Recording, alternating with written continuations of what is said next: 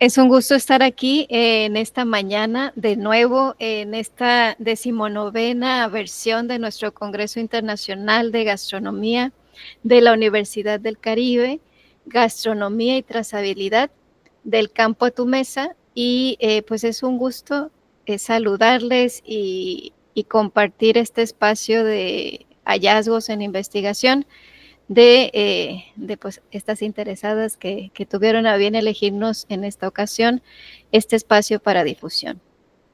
Voy a presentarlas precisamente aprovechando que son damas, me dirigiré así y agradecemos también que estos esfuerzos que han hecho en investigación pues quieran compartirlos con nosotros. Nuestra primera ponente va a ser Elizabeth Hernández Rodríguez, ella es médico veterinario zootecnista y quien presenta en coautoría con María de la Concepción Calvo Carrillo el tema trazabilidad de la producción de huevo para plato. Ellas nos acompañan del Departamento de Nutrición Animal, doctor Fernando Pérez Gil Romo, Dirección de Nutrición del Instituto Nacional de Ciencias Médicas y Nutrición Salvador Subirán. La segunda ponente que también nos acompaña acá es la señorita Selene Rubí Jardines López, estudiante de gastronomía, quien, asesorada por María de la Concepción Calvo Carrillo, nos van a presentar Agua de las Verdes Matas, el pulque. Ellos nos acompañan del Colegio de Gastronomía de la Universidad del Claustro de Sor Juana. Pues muchísimas gracias. Vamos a reservarnos la tercera presentación. Si llega nuestra compañera, la nombraremos. Recuerdo entonces la dinámica que vamos a seguir en esta mesa. Cada una de ustedes dispondrá de 15 minutos para compartirnos los resultados de su investigación. También invito a la audiencia a participar con preguntas para nuestras ponentes a través del chat. Y solo pediría que aquí nos identifiquen el nombre de la que quieran que responda a sus preguntas. Al final de las presentaciones vamos a reservar unos 20 minutos para estas preguntas y respuestas y la dinámica será en rondas de tal manera que cada expositor tenga oportunidad de responder a esas inquietudes o preguntas que podamos recibir de nuestro chat. Por tanto, voy a invitar a nuestra primera ponente para que nos presente los resultados de su investigación. En este momento, entonces, corresponde a Elizabeth Hernández Rodríguez, repito su tema, trazabilidad de la producción de huevo para plato, y la escucharemos con mucha atención. Gracias, Elizabeth. Gracias por la invitación. El tema que yo les voy a presentar es, en efecto, trazabilidad en la producción del huevo para plato en México. Comenzaré dándoles la definición de la FAO a través del Códex Alimentario sobre trazabilidad alimentaria. Es decir, de manera general existe una definición de lo que es, la trazabilidad alimentaria. Y nos menciona, de manera general, que es básicamente identificar un producto alimenticio, identificar los insumos que van a dar origen a ese producto alimenticio y rastrear todas sus etapas de producción con el objetivo, y siempre va a ser así, el fin primordial de la trazabilidad alimentaria es obtener un producto inocuo, es decir, un alimento que no represente ningún riesgo a la salud del consumidor. La siguiente, por favor. Ahora, en el caso de la producción de huevo para plato en México existe un elemento que es el Manual de Buenas Prácticas Pecuarias, que nos van a dar las pautas específicas para quien desee implementar un proceso de trazabilidad. Este manual nos representa una guía específica de los procedimientos o de los pasos que sigue en la producción de huevo para plato. Y aquí nos dice que es un procedimiento ya preestablecido, es decir, ya se saben cuáles son las etapas que debe llevar la producción de huevo para plato, y además nos menciona que existen, ya se conoce cuáles son los puntos, o sí, los puntos críticos que hay que tomar en consideración para al final obtener un producto inocuo. La siguiente, por favor. Ahora, para implementar un proceso de trazabilidad de producción de huevo para plato de consumo, se requiere algunas guías o se echa mano de un marco normativo. Este marco normativo, en este caso específico, está conformado por la norma 159, que se llama Productos y Servicios Huevo y sus Productos. Ahí lo que tenemos es un documento de carácter oficial. También tenemos la norma mexicana, que no es de carácter oficial, pero complementa a la norma oficial, y en ese es específica para productos de huevo. Tenemos también la norma 251, prácticas de higiene para el proceso de alimentos, bebidas o suplementos alimenticios. Es decir, no es específica para huevo, pero nos da pautas. En un momento se las haré saber. Existen también los manuales de buenas prácticas pecuarias, los manuales de manufactura y sistemas informáticos. La siguiente, por favor. En esta lámina lo que les voy a hacer mención es de los puntos que consideré específicos para tomar en cuenta en el tema de trazabilidad, considerando que todos estos documentos tienen normativas que se deben seguir en el proceso de manufactura. Sin embargo, hay unas que son específicas para tomar en consideración. En la norma 159 vamos a encontrar disposiciones específicas sobre situaciones sanitarias, como cuáles. Por ejemplo, algún riesgo que se pudiera considerar, que pudiera presentarse en el proceso de producción de huevo. Básicamente, cuando pensamos en un riesgo sanitario al consumir huevo, estamos pensando en salmonela. Existen allí las disposiciones específicas con base en pruebas de laboratorio para identificar si existe, por ejemplo, presencia de salmonela. La norma 127 no es una norma de carácter oficial, pero sí es complementaria, y es importante. En el momento en que nos damos cuenta o se pasa a un huevo como apto para consumo, ya puede ser clasificado de acuerdo a sus características físicas. Esto nos lo da la norma 127. En la norma 251, el proceso nos va a decir cuáles son las formas, los lineamientos para la materia prima que se lleve acá, que se tome en consideración o que se vaya a utilizar para la producción de huevo. Existe un sistema informático que, si vas a implementar un proceso de trazabilidad en tu productora de huevo, seguramente tendrás que echar mano de ello, que es el SIGMA. Es un sistema informático implementado por Senacica, y su objetivo, igual que todos los procesos de trazabilidad, en específico, es identificar el origen de un problema sanitario y erradicarlo de manera oportuna para obtener un producto inocuo. Los manuales de buenas prácticas son solo guías, bueno, no son solo guías, son guías que tenemos que tomar en cuenta en específico. Aquí existe un manual específico para producción de huevo para consumo humano, entonces de tal manera que es una guía, una herramienta muy útil a la cual debemos utilizar.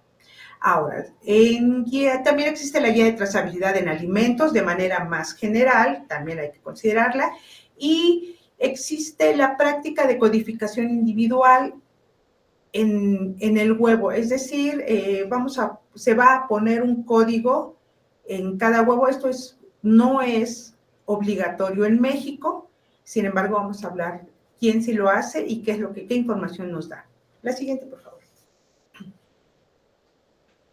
Bien, considerando lo que habíamos mencionado o lo que se menciona en la guía de buenas prácticas pecuarias acerca de a partir de en dónde se lleva a cabo el proceso de trazabilidad. Y no puedo ponerlo. Ah, sí. Ok. El proceso de trazabilidad se va a implementar a partir de este paso. Esta lámina es de parte de la Unión Nacional de Avicultores y nos dice el ciclo productivo completo del huevo. Para la implementación de trazabilidad se toma en consideración a partir no del huevo en sí, sino de quién, ahora sí, de quién puso el huevo. Y puede ser a partir de pollitas de un día de nacido o gallinas ya de 5 o 6 meses que están a punto de romper. Pues todo esto depende del productor de huevo, pero bien. Retomando, la trazabilidad en la producción de huevos se considera a partir de esta etapa de producción. ¿Quién lo va a poner? La siguiente, por favor. Bien, si ya estamos pensando en implementar un proceso de trazabilidad en la producción, en el sistema, en la unidad productora de huevos, se va a realizar en 3 dimensiones. Las dimensiones son conocidas como hacia atrás, interna y hacia adelante. En el caso de la producción de huevo, vamos a considerar trazabilidad hacia atrás, identificando todas las materias primas que van a dar origen a nuestro producto, que es el huevo, incluyendo en este caso a las pollitas o a las gallinas que van a producir este huevo. También vamos a tomar en consideración el alimento, dependiendo de la etapa en que se encuentren, medicamentos veterinarios si es necesario. En la siguiente lámina les haré mención acerca de esto. Y bueno, ¿cuál es el objetivo? Básicamente, garantizar que los productos que se vayan a utilizar para producir o los ingredientes o materiales que se vayan a utilizar para producir el huevo sean seguros. ¿Cómo es que vamos a identificar que son seguros? Todos deben estar certificados, todos deben contar con documentos que nos lo hagan saber. Trazabilidad interna o de proceso, ¿eso qué significa en este caso? Tenemos ya el producto que es el huevo, entonces todas las etapas por las cuales vaya a pasar el huevo, vamos a considerarlo como trazabilidad interna o de procesos. ¿Qué es lo que estamos buscando en esta etapa o identificando? Asegurar la calidad, continuar con la información que teníamos de inicio y asociarla a los productos que estamos revisando, en este caso, pues el huevo. Trazabilidad hacia adelante. En el momento en que ya se encuentre el huevo empaquetado y salga de la productora, vamos a considerar trazabilidad hacia adelante. ¿Cuál es el objetivo de la trazabilidad hacia adelante? Que en el momento que surgiera alguna alerta de enfermedad de transmisión alimentaria, es decir, algún peligro causado por el consumo de huevo, entonces vamos a echar mano de todos los documentos o toda la información de trazabilidad hacia atrás o hacia adelante y retirarlo si es necesario. Siguiente, por favor.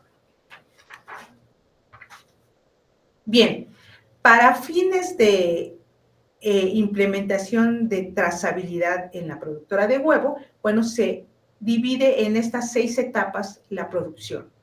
Producción primaria, recolección de huevo, clasificación, selección, limpieza, empaque. En cada una de ellas les voy a hacer mención de algunas prácticas que se llevan a cabo en cada una de estas etapas.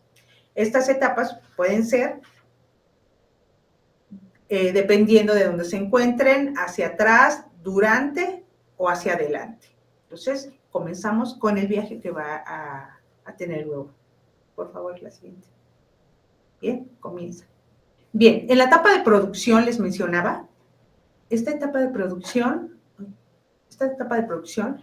tiene que ver con la identificación de lotes, de los lotes de las gallinas que van a dar origen a los huevos. Antes de que pongan el huevo, bueno, se van a tener que lotificar, dependiendo de su edad, se van a identificar, ya sea de manera física o de manera digital, datos como la edad, el lugar en donde se colocaron, qué alimento, y de ese alimento, quién fue el proveedor, la fecha en que se hizo el alimento.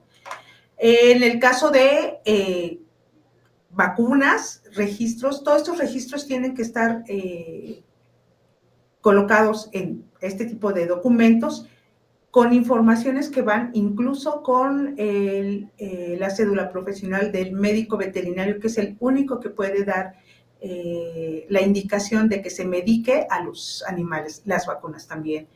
Antes de la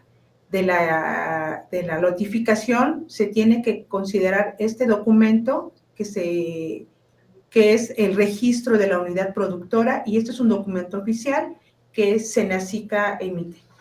Siguiente, por favor.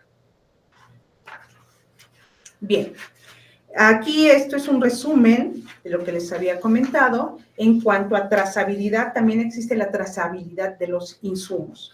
En la trazabilidad de los insumos, ¿qué es lo que vamos a considerar? Algo bien importante, lo que les mencionaba.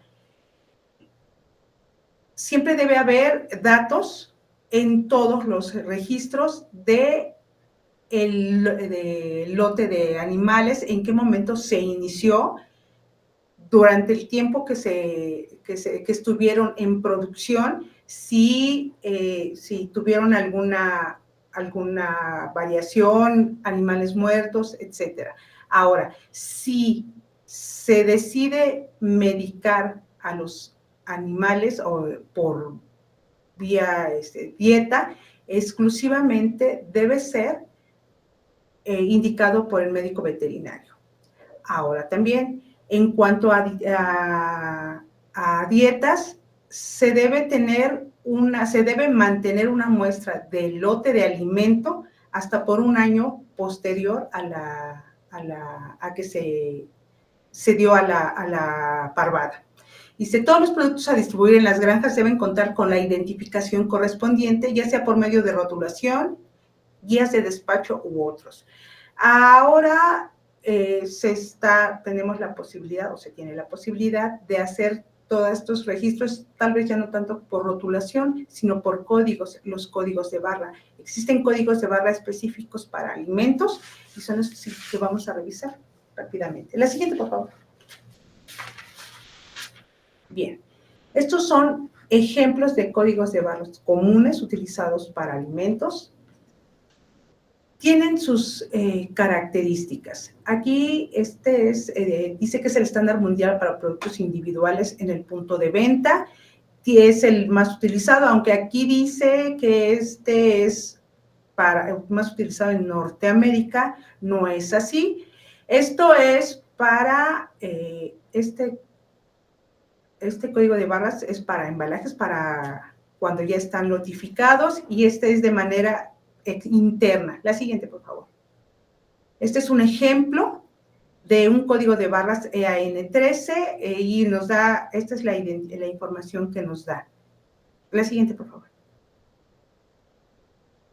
De manera interna, este es un ejemplo de un código SKU en el cual nos pueden dar esta información. Esto sí lo hemos llegado a ver en las tiendas, y en este caso, bueno, es de manera interna, no requiere un permiso, entonces puedes ponerle la información que tú gustes. En este caso, está hablando de un cartón de huevo, de cartón para 12 huevos, con la especificación que es de huevos de color café. La siguiente, por favor.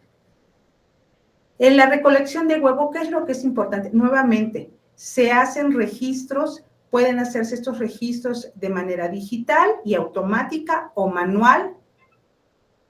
La siguiente. Clasificación. En este caso es importante mencionar, ya que están clasificados los huevos como aptos para consumo, bueno, pues se pueden lotificar, se pueden empaquetar, y en el paquete podemos encontrar, o lo que debemos encontrar, es estos datos. Solamente hay una empresa que codifica de manera individual los huevos. Sin embargo, esta misma información la podemos encontrar en esta parte de los cartones de huevo, que es la fecha de puesta, la fecha preferente de consumo y el lote de donde provienen estos huevos. La siguiente. Esto es en el caso de México, trazabilidad, bueno, codificación individual por huevo. En el caso de la Unión Europea es obligatorio poner esta información y estos son los datos que nos mencionan, que es desde el país en que se encuentran, el tipo de producción que está. Y bueno, estos son datos del lote de las parvadas. La siguiente. La siguiente, por favor. Bien, limpieza y desinfección. Es importante para evitar contaminación cruzada, tener un programa de desinfección si es necesario. Este es una imagen de cómo se debe llevar a cabo y esto se lleva a cabo a través de más o menos 2 años. Hay un documento de carácter obligatorio que está generado por la SADER, que se tiene que llenar, en donde nos menciona cuáles son los momentos en los que se debe hacer limpieza y desinfección, todo para garantizar nuevamente inocuidad. La siguiente. Bien, estamos en el punto en que ya se empaquetaron, ya superaron todas las etapas y hay que lotificar, pero ahora los empaques de huevo. Esto se tiene que codificar como decida el productor. Generalmente ya están utilizando códigos de barras que fueron los que mencionamos. Hay que registrar en los registros, este es un ejemplo de registro. En los registros hay que identificar quién lo hizo, en qué momento, en qué turno, y si fue de manera manual o a través de alguna máquina. El propósito, continuar con el momento de la trazabilidad, incluso después de que salió del establecimiento. Siguiente, por favor. Bien, almacenamiento y transporte. Bien, ya salieron los huevos de la planta productora y entonces hay que tener documentos de hacia dónde llegaron, quién los recibió, en qué transporte se fueron y cuál fue la forma en que se recibieron. Ahora existen incluso plantillas ya digitales que nos van a nos van a apoyar con ese trabajo. Sin embargo, si la productora decide llevarlo físicamente, no hay ningún problema, esto se puede dar siempre y cuando se tengan registros de esto, sean digitales o sean físicos, siempre para facilitar la identificación en el caso de que existiera una alerta de contaminación o de intoxicación por el consumo del huevo. En el caso de que así sucediera, tenemos estos registros, pero además, en la siguiente, por favor. Siguiente. Existe un documento emitido por la COFEPRIS, que es una denuncia sanitaria, y en esa denuncia sanitaria, bueno, se hace un cuestionamiento de cada una de las etapas del proceso de producción de huevo. Es decir, esto sería como la síntesis, la trazabilidad hacia atrás de la producción de huevo. Y aquí se ve reflejado. Les puse, bueno, en el supuesto de que existiera básicamente lo que todo el mundo tiene miedo o se sospecha es un problema de salmonela por consumo de huevo. Bueno, pues entonces existe una denuncia. Esta denuncia nos va a llevar a trazabilidad o recuperar todos los documentos que ya tuvimos en el proceso de trazabilidad. Siguiente. Ahora, otras prácticas complementarias a la trazabilidad, pues la capacitación de personal. Además de los documentos, bueno, también esto se puede llevar por registros, auditorías internas, dependiendo de la capacidad que tenga la productora, y bueno, la implementación de manuales de trazabilidad como los que acabamos de revisar. La siguiente. Ahora, ¿cuál es el beneficio de implementar un proceso de trazabilidad? Básicamente, lo que persigue la trazabilidad es evitar o reducir el riesgo de contaminación alimentaria, de cualquier tipo, químico, biológico, físico. Esto nos lleva, por consecuencia, a mejorar la calidad del producto. En el caso de que el consumidor perciba productos de buena calidad o productos que son seguros para consumir, bueno, pues fortalece la confianza del consumidor, y en el supuesto en que existiera algún peligro o surgiera alguna intoxicación, entonces facilita la investigación y mejoras continuas del producto, del proceso de trazabilidad. Eso es todo, gracias. Muchísimas gracias, Elizabeth. Por aquí se suscitaron algunas preguntas, vamos a reservárnoslas para al final de la ronda. Muchas gracias. Muy bien. Vamos con nuestra siguiente ponente, la señorita Selene Rubí Jardines López, estudiante de gastronomía, y fue dirigida por María de la Concepción Calvo Carrillo, maestra en metodología de la ciencia y educación. Ambas están presentando la ponencia Agua de las Verdes Matas, el pulque. Señorita Selene, les recuerdo que tenemos 15 minutos para que nos presente sus resultados y estaremos también atentas a las preguntas que nos vayan escribiendo aquí dirigidas para usted, para que al final de su presentación podamos escuchar sus respuestas. Adelante, Rubí. Muchas gracias. Bueno, el día de hoy yo presento el tema Agua de las Verdes Matas, el pulque. El contenido que voy a estar tratando pues son los antecedentes, un poco del marco teórico, la justificación, el objetivo, la metodología, los resultados esperados, las aportaciones a la investigación, las conclusiones y por último la bibliografía. Bueno, iniciando, me gustaría mencionar un dicho popular que es agua de las verdes matas, tú me tumbas, tú me matas, tú me haces andar a gatas. Esta es una frase pues muy conocida que hace referencia a todos aquellos productos que salen de los campos, de lo que son las verdes matas, que pues son los agaves, en este caso el pulque.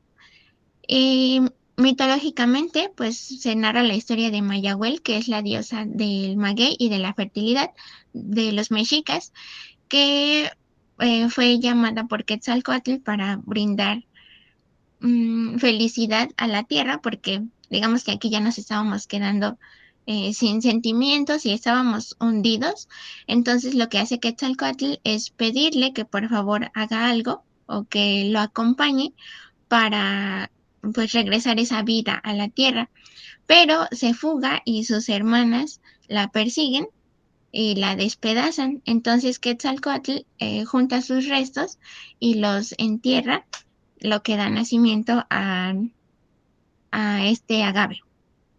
Bueno, también un poco de los antecedentes es la campaña de desprestigio que se dio al pulque a inicios del siglo XX más o menos, cuando las grandes campañas cerveceras comenzaron a llegar y como vieron que el principal reto era pues el pulque porque era muy muy consumido, empezaron a decir lo del pulque de muñeca o pulque de mona, que es cuando obviamente no sucede, pero se decía que se envolvía excremento en trapos y se agregaba a la bebida para que fermentara mucho más rápido. Entonces, esto logró que las campañas cerveceras pues mejoraran sus ventas y el pulque se fue segregando poco a poco. Bueno, de entre los estados mayor de producción, de mayor producción de la bebida son Hidalgo, Tlaxcala, Puebla y el Estado de México. Pero Hidalgo representa el 65.51% de toda el área nacional en cuanto a cultivos de agave pulquero, con 4.858 hectáreas. En cuanto a la normativa que se tiene, es la norma oficial mexicana para el pulque manejado a granel, que se publicó en 1972, y el reglamento para el control sanitario del pulque de 1981. Ambos, como pueden observar, son ya bastante antiguos y no se tiene ninguna actualización de esta normatividad.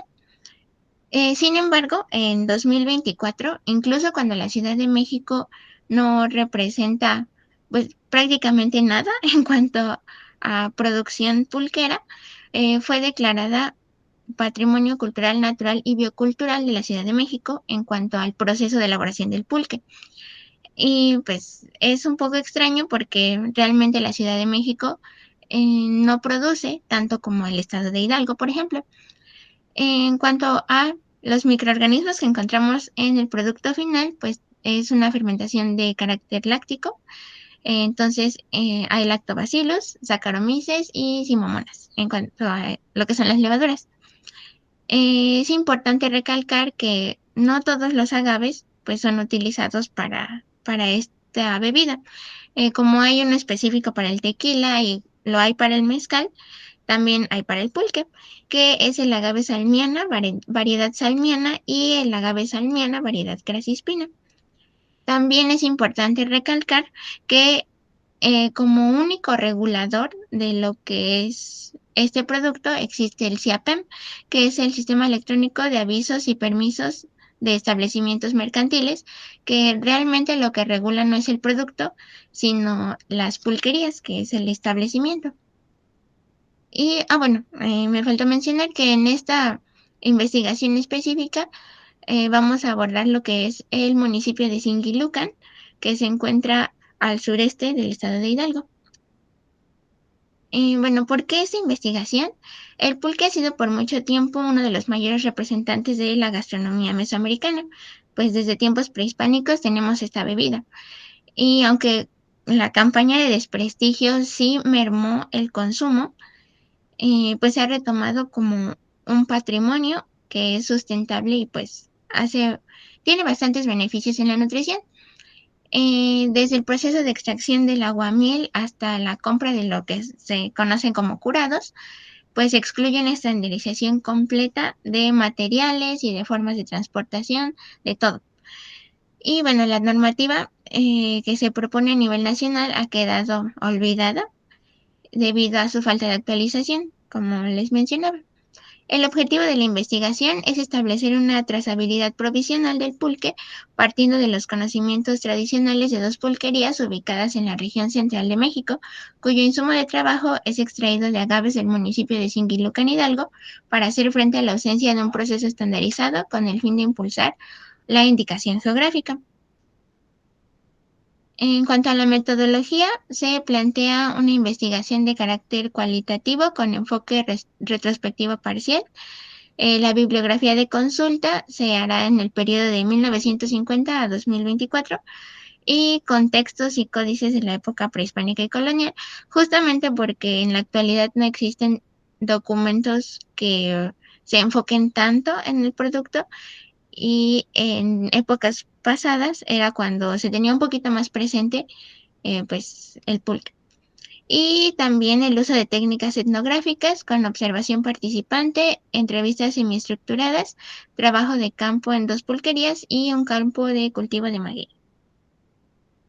Los resultados que se esperan es establecer una normalización provisional acerca del proceso de obtención, distribución y consumo del pulque que se apega a las prácticas de las nuevas generaciones respetando los saberes tradicionales.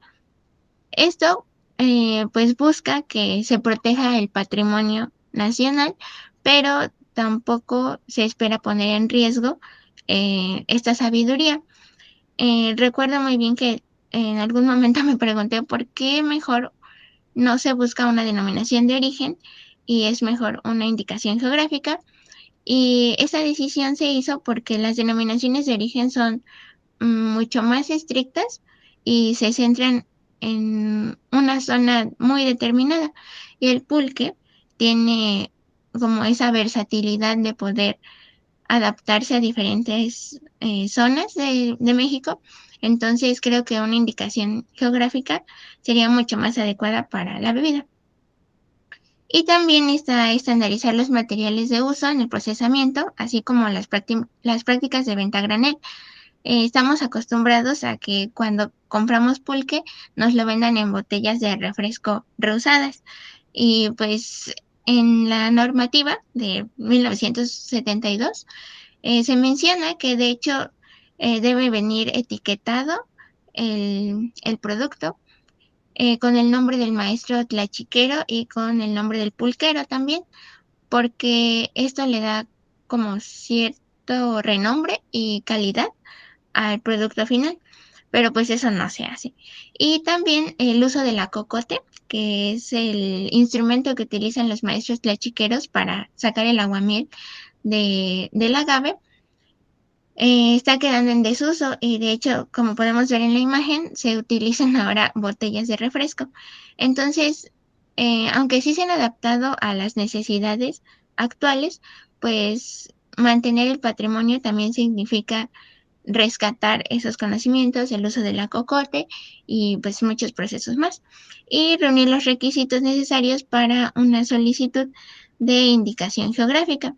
Y esto es justo porque el Instituto Mexicano de la Propiedad Industrial, INPI, nos dice que, ay, perdón, nos dice que es necesario describir con el mayor detalle las técnicas, las habilidades, los utensilios y las herramientas que se utilizan en los procesos de producción de elaboración. Esto para poder solicitar normativamente lo que es la indicación geográfica. Y bueno, las aportaciones pues son el enaltecimiento del patrimonio gastronómico, el bagaje de las culturas prehispánicas, mejorar el proceso de elaboración y venta, incentivar entre los maestros pulqueros la solicitud de un registro estatal que reconozca su trabajo diario, porque de igual forma se está perdiendo. Platicaba con un maestro tlachiquero y decía que él ya es la última generación. Sus hijos ya no están interesados en continuar con eso porque si se pierde el consumo del pulque, ellos pues obviamente se quedarían sin trabajo y si no es rentable, ¿para qué continuar? Y también posicionar la bebida como un símbolo más de los conocimientos sobre fermentación heredados de generación en generación y volviendo el pulque una insignia que incremente los ingresos de los productores. En conclusión, pues carecer de una línea de trazabilidad adecuada pone en duda la seguridad y la credibilidad de los consumidores, aun cuando siendo el principal productor a nivel nacional, Hidalgo, ha sido segregado constantemente por los actos legislativos y con una propuesta de normalización de este procedimiento, pues se cumple uno de los requisitos más importantes en la búsqueda de una indicación geográfica. Esta es la principal bibliografía que se utilizó y eso sería todo. Muchas gracias. Gracias a ti, Selene Rubí. Muy interesante también esta participación. Pues voy a pedirles que nos acompañen en cámara a nuestras expositoras para empezar con la ronda de preguntas. Voy a empezar en orden con Elizabeth, ya que la escuchamos al principio. Mi primera pregunta para Elizabeth es, en las empresas que se dedican a la producción y comercialización de huevo, ¿tienen forma de saber que el huevo tiene salmonela? Es la primera pregunta que nos dejaron aquí.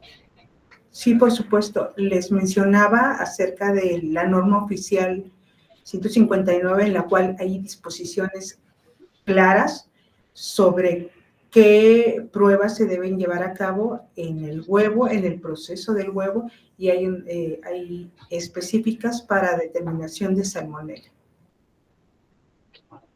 Bien, me voy a permitir hacer una pregunta adicional aquí a Elizabeth. ¿Es alto el índice de incidencia de salmonela en el huevo que se distribuye en nuestro país? No. Es comparado con Europa, sí tenemos una diferencia hasta de casos del 70%, es decir, por cada caso en Europa y 70 en México. Pero en realidad, en un contexto cotidiano no hay casos de salmonela por consumo, que estén determinados básicos, que se sepa que son por el consumo del huevo en específico. Sí hay casos de salmonela, pero son más bien por contaminación cruzada. Es decir, posterior, que el huevo se contamina, posterior a la producción, cuando sale de la productora del establecimiento, y esta contaminación se puede dar más por manejo, por un mal manejo o una falta de higiene de los manejados. ¿Hay alguna, también para Elizabeth, hay alguna práctica que deberíamos hacer nosotros como consumidores individuales para hogar, como para revisar el lote que consumimos y que esté libre de salmonela, o es imposible? O sea, Bueno, todas estas, de todo lo que hemos hablado acerca de trazabilidad en la producción de huevo, todas estas prácticas que se llevan a cabo nos dan seguridad de que al salir son productos inocuos.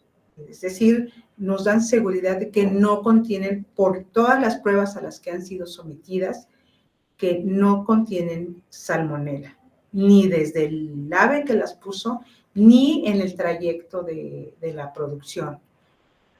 Esto es a través de los registros que se deben llevar a cabo, que se deben tomar en cuenta por las normas oficiales, por SADER, por SENASICA. Esto es lo único que nos da seguridad. Sin embargo, una práctica que podríamos llevar a cabo al momento del consumo es solo al momento de consumir, es lavar el huevo y consumirlo inmediatamente. No después de lavarlo, no dejarlo tiempo ni en el refrigerador ni en ninguna otra parte, porque entonces, bueno, cabe la posibilidad de que se contamine. esa es muy buena información. Muchas gracias, Elizabeth. Vamos con Selene. Aquí te comentan, Selene, que has resucitado las pulquerías. ¿Qué valor nutricional tiene esta bebida, el pulque? Pues al tratarse de una bebida fermentada, ayuda muchísimo a lo que es pues la digestión, al sistema digestivo lo mejora de sobremanera. Hay muchísimos, digamos, expedientes que mencionan de personas que han padecido diversos problemas digestivos y por el consumo de pulque ocasional, obviamente no llegando al embriaguez, pero pues sí, digamos, un consumo constante, especialmente de lo que es el aguamiel, mejora muchísimo su salud digestiva. También hay estudios que lo comparan mucho con el kefir, justo por las propiedades que tiene para mejorar el sistema. ¿Y tú con cuánta frecuencia consumes pulque? Pues mi familia le gusta muchísimo, tenemos como ese apego. Yo diría que cada semana y la verdad ha resultado. Muy bien. Bueno, vamos a nuestra segunda ronda. Esta es para Elizabeth. ¿Qué ventajas tiene el comprar huevo de jaula versus el huevo de pastoreo libre? Y agregan esta pregunta también: ¿a las gallinas se les dan hormonas para incrementar peso y aumentar la producción de huevo? Me hicieron dos preguntas al mismo tiempo, Elizabeth. Ok. ¿Cuál es la ventaja de consumir huevo? ¿O cuál fue la primera? Producción. ¿Qué ventajas tiene el comprar huevo de jaula versus el huevo de pastoreo libre? Bueno, considerando el procedimiento, la implementación de trazabilidad, es una garantía que las productoras de huevo, las plantas productoras de huevo tienen implementado perfectamente bien el proceso de trazabilidad. Nuevamente, esta sería la gran ventaja contra el huevo de gallina de pastoreo. Existen características que debe cumplir la producción de huevo de pastoreo, pero no son obligatorias. En el caso de las empresas que producen huevo en jaula, se tiene la seguridad de que llevan un proceso de trazabilidad, recordando que el proceso de trazabilidad tiene como objetivo final y principal obtener alimentos inocuos, es decir, que estén libres de riesgo a la salud para el consumidor. Y en el caso de las hormonas, es un mito, no se dan hormonas, definitivamente no se dan hormonas a las aves de consumo, ni siquiera de carne ni huevo, no se dan hormonas, no está prohibido incluso dar antibióticos a excepción de que esté indicado por un médico veterinario certificado para manejo de aves de postura. No hay productoras que den hormonas. De hecho, como para reforzar esta situación, no hay una hormona que pudiera dar como resultado un crecimiento acelerado o huevos que tuvieran alguna característica. O sea, no hay las hormonas que pudieran existir, ni siquiera se pueden dar en la cantidad que se requiere en parvadas. No hay hormonas en la producción de huevo. Pregunta ya es una pregunta de su opinión, o sea, ¿y por qué cree que este mito ha crecido tanto en cuanto a que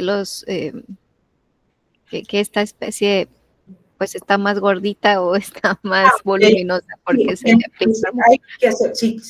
bueno, a lo mejor esta es la razón por la cual ese mito se sigue manteniendo.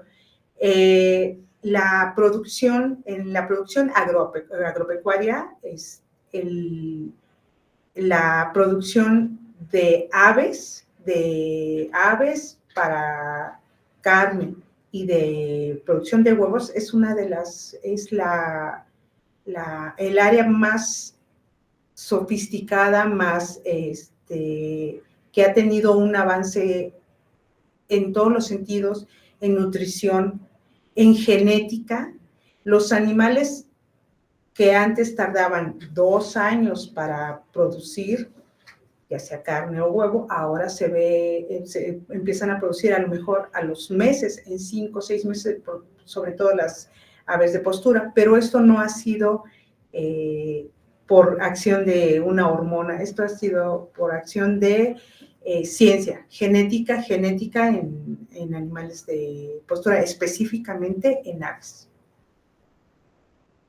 Y bueno, se nota la diferencia de el crecimiento de en cuánto tiempo empiezan a producir, pero esto es solamente por manejo genético, no es por hormonas.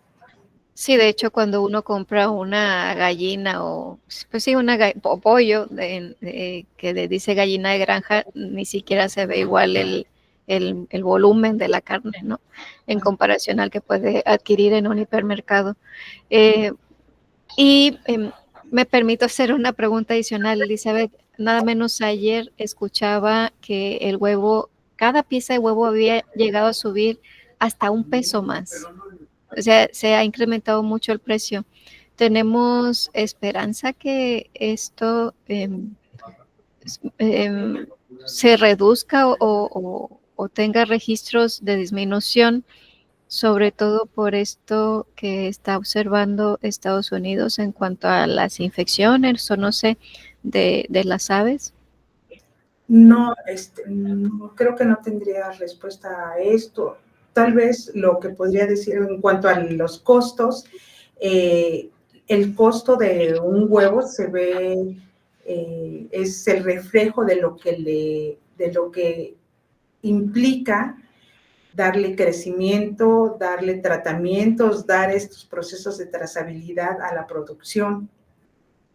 Es importante mencionar que el huevo es el alimento, se considera como el alimento estándar, porque bueno, nos ofrece todos los nutrientes requeridos por el ser humano y además es el de más bajo costo. Es el de más bajo costo. Nosotros que somos los principales consumidores de huevo en el mundo, tenemos la posibilidad de un alimento realmente barato, fácil de consumir, fácil de conseguir, y en comparación con la carne de cerdo, con la carne de res o con cualquier otra proteína de origen animal, es la más barata. No sé si pudiera, si reduciría el costo, si se va a ver, si va a bajar el costo del huevo posteriormente, no lo sé, pero no creo. Y aún así es el más barato, es la proteína de origen animal más barata de la que podemos echar mano, conseguir. Sí, y muy versátil en sabor. Ok, gracias. Sí. Vamos con Selene en esta ronda. Selene, ¿qué papel considera que tendría una indicación geográfica en la conservación del patrimonio bicultural y en el fortalecimiento del mercado nacional del pulque? Y agregan otra pregunta más aquí. ¿Tiene denominación de origen analogado con el del tequila? No, bueno, el pulque no tiene denominación de origen. Lo único que, digamos, el nombramiento más importante que tiene es su proceso, que es el que les mencioné de la Ciudad de México, pero únicamente se reduce a esta zona céntrica, pues, del país. Y el impacto que tendría, pues, creo que sería muy grande, porque como estamos viendo en este quinto paradigma gastronómico, pues, la forma en que se transmite toda la información del patrimonio, está llegando a un sector turístico muy amplio. Entonces, una indicación geográfica puede mejorar el aprecio que se tiene por el pulque y también su difusión. Así como se ha hecho con, no sé, los textiles de Oaxaca, el tequila. Si reducimos esta zona a, pues, a Hidalgo en este caso, sí creo que tendría un impacto muy fuerte. Me permito hacer una pregunta más aquí, siendo Hidalgo el que señaló con la mayor cantidad de producción de pulque, ¿también es el mayor consumidor hablando dentro de los límites de nuestra república? La verdad eso no sabría contestarlo. Ujú. Únicamente lo que abarcó esta investigación pues fueron los productores, pero en cuanto al consumo de pulque nacional es realmente bajo. Mm, Aunque, si no mal recuerdo, en algún documento leí que Tlaxcala era uno de los más importantes en cuanto a consumo, porque lo que hacen ellos es que el pulque lo traen de Hidalgo y lo curan en Tlaxcala y ahí es donde se vende. Bien. Me consternó haberle escuchado que al mencionar que las nuevas generaciones ya no quieren seguir la tradición de producción de pulque de sus padres y abuelos, ¿no? Me parece que siendo una bebida tan icónica de nuestro país, que las nuevas generaciones estén minimizando su valor. Creo que estando usted en esa generación de jóvenes, eh, va a tener que invitar a otros jóvenes a hacer una propuesta, ¿no? Para conservar este patrimonio, ¿no? Sí, justamente era lo que veníamos hablando porque estamos trabajando como con varios proyectos de desarrollo o más bien protección patrimonial. Ujú. Y sí, decíamos entre compañeros que pues ya nadie quiere volver a lo que necesitamos realmente, porque como futuros gastrónomos, pues necesitamos trabajar con los insumos, que son las raíces de, pues de nosotros. Y si nadie los produce, entonces, ¿qué vamos a hacer? Mejor hay que hacernos productores. Sí, suena bien. Muchas gracias, Selene Rubí. Vamos en nuestra tercera ronda con Elizabeth. Regresamos con esta pregunta. ¿Qué tan dispuestos están todos los canales que participan para poder lograr la certificación de garantizar la inocuidad y calidad en todo el proceso? ¿Qué tan dispuestos están estos canales? ¿Qué tan dispuestos? Bueno, siempre existe la pauta para el proceso de trazabilidad es el que el productor produzca alimentos que van a ser consumidos. Van a ser más consumidos aquellos que les generen confianza a los consumidores. No sé si esta es la respuesta o va por ahí la pregunta. Se refiere a los canales y habla de la certificación. ¿Qué tan dispuestos están todos los canales que participan para poder lograr la certificación que dé garantía de esa inocuidad y calidad en todo el proceso? Los productores son los que deciden implementar todas estas certificaciones. Esto les da, bueno, beneficios. ¿Cuál es el beneficio? Básicamente la exportación.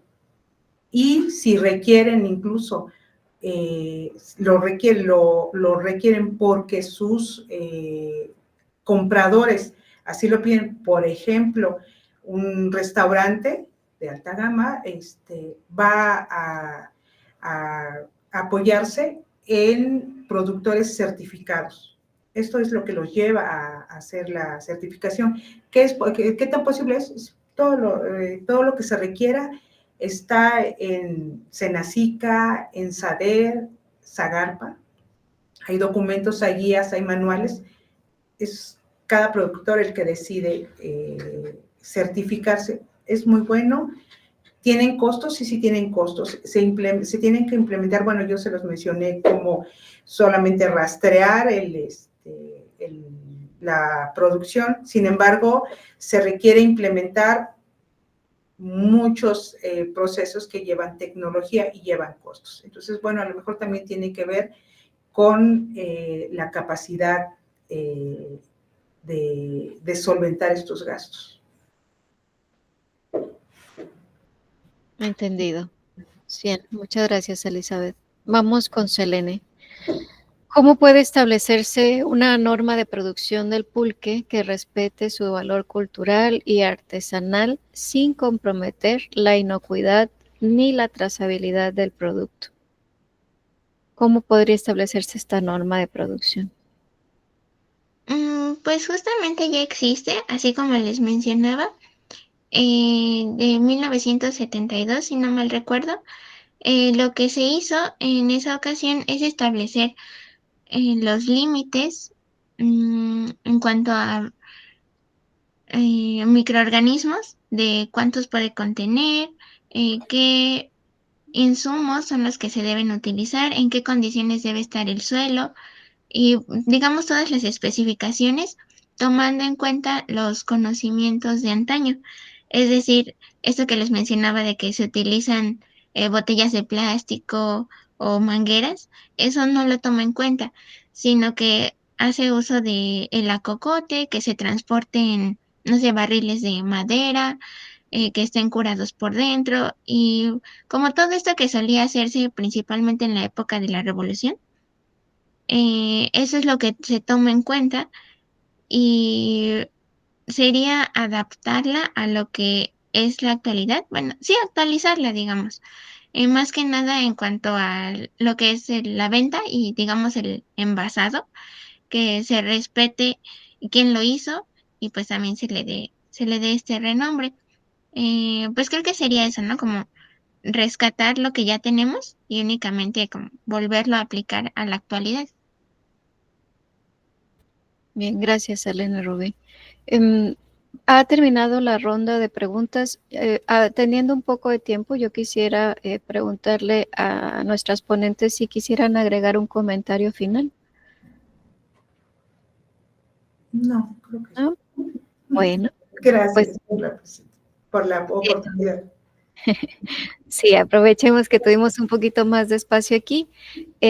Agradecemos muchísimo su tiempo, su dedicación, su compromiso para compartirnos esta información. Resulta muy interesante desde la perspectiva de ambos productos.